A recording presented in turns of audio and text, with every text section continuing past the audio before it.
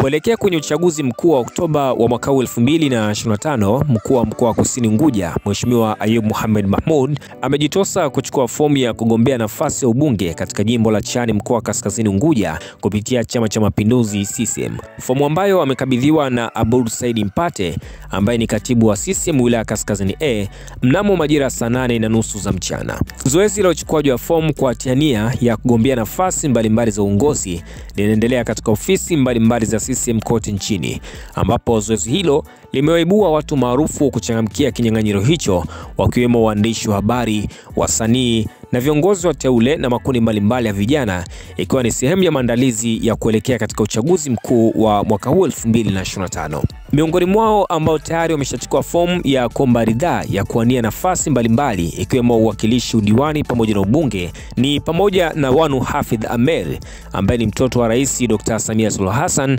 ambaye tayari ameshachukua fomu yake ya kuwania ubunge katika jimbo la Makunduchi mkoa wa Kusini Unguja visiwani Zanzibar. Lakini pia naye mbunge wa Tanga mjini Ummy Mwalimu amechukua fomu leo hii Juni 30 ya kuomba kutetea ubunge wake katika jimbo la Tanga mjini. Tukumbuke kwamba Ummy Mwalimu ambaye aliwahi kuwa waziri wa afya amechukua fomu hiyo katika ofisi ya CCM wilaya Tanga na amekabidhiwa fomu hiyo na katibu wa CCM wilaya Tanga ndugu Jamal Himji.